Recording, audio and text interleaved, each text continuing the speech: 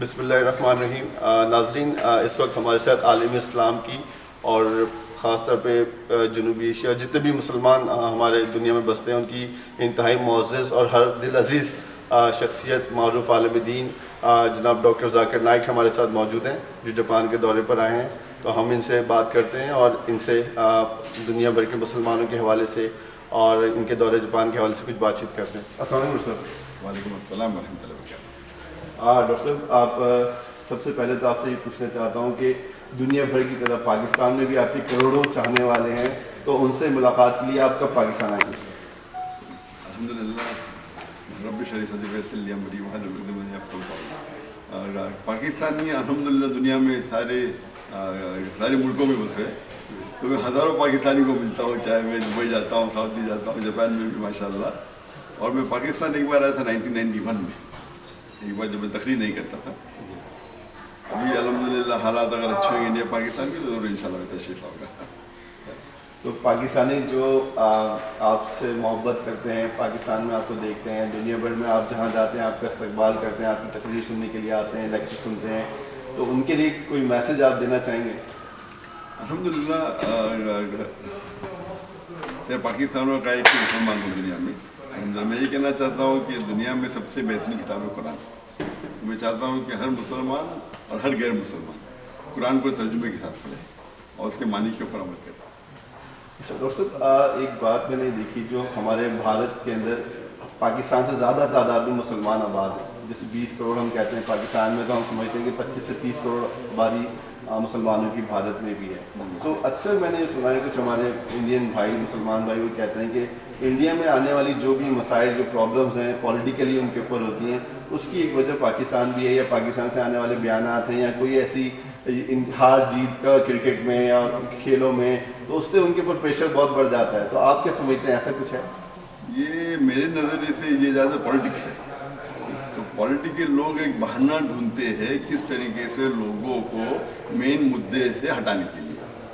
تو اگر کچھ پاکستان میں کچھ پولیٹیکل پرابلم ہیں تو لوگ کو اس کا دھیان اٹھانے کے لیے انڈیا کی توجہ دیتے ہیں، انڈیا میں پالیٹیشن وہ کرتے ہیں، اور خود کا کچھ تکلیف ہے، خود کی کچھ کمزوری ہے، لوگ اعتراض کر رہے تو دھیان ہٹانے کے لیے پاکستان پہ ڈائیورٹ کرتے ہیں۔ تو یہ پولیٹیکل ایک بہانہ ہے لوگ کو ایک دوسرے سے دھیان ہٹانے کے لیے۔ ورنہ میرے حساب سے دیکھے جاؤ تو جتنے بھی ہندوستان میں چاہے غیر مسلم ہو یا مسلم ہو یا پاکستان مسلمان ہیں، وہ ایک دوسرے سے محبت کرتے ہیں، لیکن کچھ چند لوگ ہیں جو اس کو پولیٹیکل مدعا بناتے ہیں اور اپنے ووٹ بینک کو بڑھانے کے لیے اس کا استعمال کرتے ہیں۔ سر، ابھی حالیہ دنوں میں ایک پولیٹیکلی ایک ایشو کھڑا ہوا ہے کہ بھارت میں گائے کے گوشت پر پابندی لگا دی گئی ہے، تو آپ سمجھتے ہیں کہ مسلمانوں کو اس قانون کا احترام کرنا چاہیے؟ بالکل، جہاں تک کہ مسلمان ہیں، ایک ہوتا ہے ذاتی رائے اور ایک ہوتا ہے کہ اسلامک رائے۔ جہاں تک کہ اسلامک شریعت یہ کہتی ہے کہ جو بھی ملک میں آپ رہ رہے ہیں اس ملک کے قانون کی پابندی کرو، انلیس وہ ملک کا قانون اللہ اور اللہ کے رسول کے قانون کے خلاف ہے۔ جب تک وہ ملک کا قانون اللہ اور اللہ کے رسول کے قانون کے خلاف نہیں جاتا ہے، ہمیں اس کی پابندی کرنا چاہیے۔ میں نے کہہ سکتا ہوں کہ ٹرین کی ٹکٹ بہت مہنگی ہے، اس لیے میں ٹرین کی ٹکٹ نہیں لوں گا، کیونکہ یہ اسلام کے اندر حرام ہے۔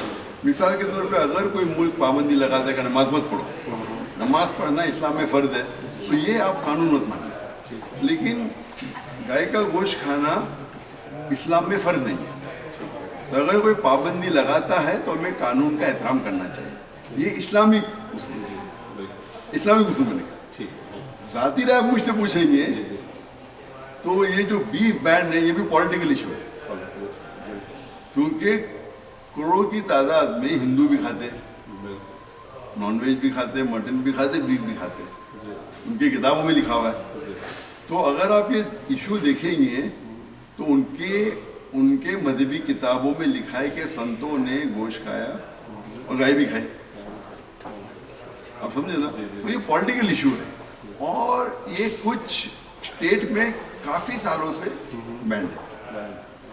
ابھی نئی گورنمنٹ آنے کی وجہ سے اور اسٹیٹوں میں پابندی لگا دی، اس کا مانٹ ہے اس سے زیادہ پابندی لگائی گئی، اور یہ کہ اور کچھ ملکوں میں پابندی ہے کہ اگر آپ کھائیں گے تو 5 سال سزا۔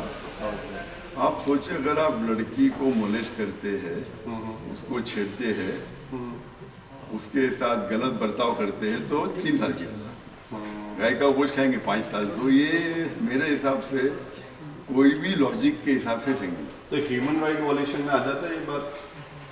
کافی لوگوں نے اس کے اوپر اعتراض کیا لیکن یہ پالیٹکس ہے. پالیٹکس.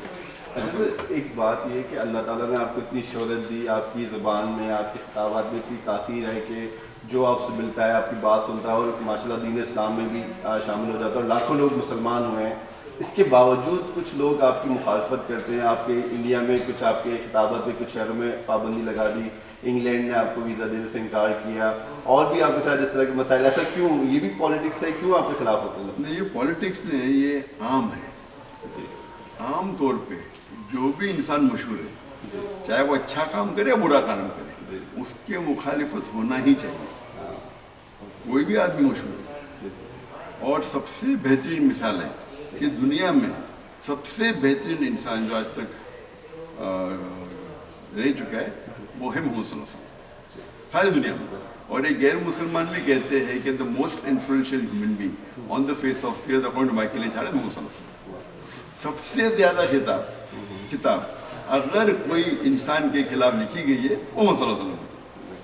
آپ سمجھیں، محمد صلی اللہ علیہ وسلم کے چاہنے والے ماننے والے مسلمان تقریباً 2 بلین ہوئیں گے. کچھ غیر مسلمان نہیں مانتے، لیکن 2 بلین سے زیادہ لوگ ان کے خلاف ہیں.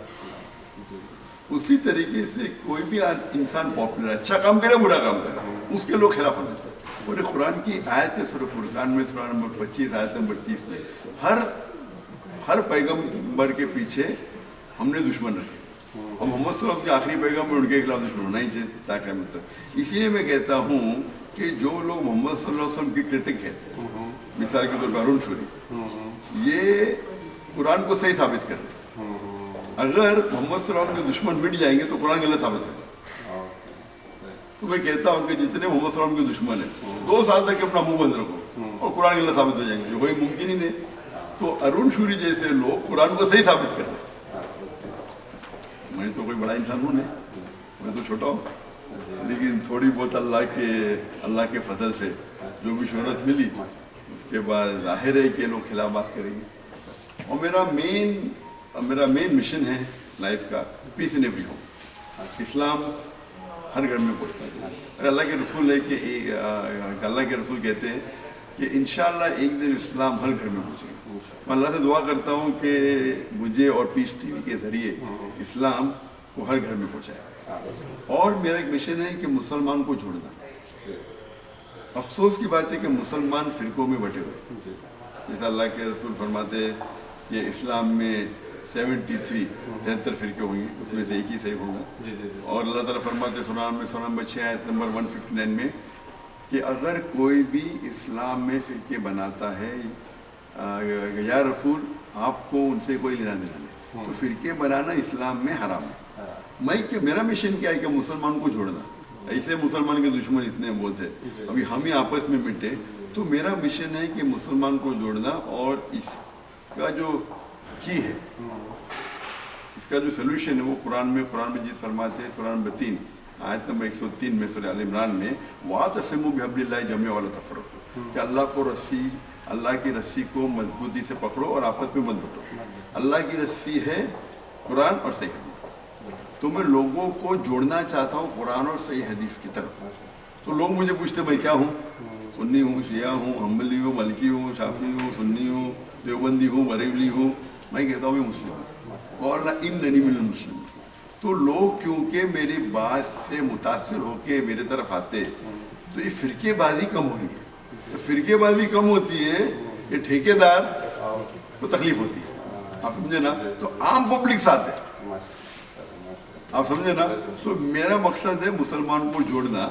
تو یہ لوگ جو لوگ دکان لے کے بیٹھے ہیں، ان کی دکان بند ہوتی ہے تو ان کے خلاف بات کرتے ہیں. اچھا سر، آخری سوال آپ کو بھی دیر ہو رہی ہے، مجھے یہ بتائیں جاپان کا آپ کا دورہ کیسا رہا، اور جاپان کے جو مسلمان ہیں یا جاپانی قوم جو ہے وہ کیسی آپ نے محسوس کیا کہ ان کے لیے کیا پوٹینشیل ہے اس میں؟ الحمدللہ جاپان کا دورہ بہت سکسیزفل ہے. الحمدللہ 1 ہفتے سے زیادہ تقریباً 11 دن میں تھا ادھر. الحمدللہ میں آخری دن ہے. اور میں پوٹینشیل دیکھے کہ جاپنیز ماشاءاللہ الحمدللہ ان کو اسلام کے بارے میں متاثر کرنے کے لیے بہت آسان ہے، ان کو دین کی دعوت دینا بہت آسان ہے۔ افسوس کی بات ہے کہ ہم مسلمان ہمارا کام نہیں، ہم اگر دین کی دعوت دیں گے تو مجھے لگتا ہے بہت پوٹینشیل ہے۔ ابھی آپ دیکھیں گے پہلے لیکچر میں ماشاءاللہ کچھ لوگ اسلام قبول کیا، 3 دن پہلے جو لیکچر ہوا تھا ماشاءاللہ 7 لوگ نے مسلمان 7 جاپنیز مسلمان کیا، یہ چند دنوں میں 12 جاپنیزوں نے اسلام قبول کیا الحمدللہ۔ تو میرا یہ کہنا ہے کہ مسلمان کو دعوت ہی دیتے ہیں، اور اکثر مسلمان جاپان میں نے کہا بھی باہر جاتے ڈرتے کہ میں دعوت دوں گا تو میرے دھندے میں نقصان ہوگا، میں یہ ہوگا، میرے دشمن ہو جائیں گے۔ آپ دعوت دیں گے لوگ آپ پر عزت کریں گے۔ تو ہم مسلمان کو ان کو دعوت دینا چاہیے صحیح طریقے سے قرآن اور صحیح حدیث کی روشنی میں، اور مجھے لگتا ہے کہ اگر جاپان میں محنت کرے تو انشاءاللہ کافی لوگ اسلام قبول کریں گے، اور یہ ہمارا فرض ہے کہ اسلام کی دعوت لوگ غیر مسلمان سے پہنچائیں۔ بہت شکریہ sir, thank you very much, thank you.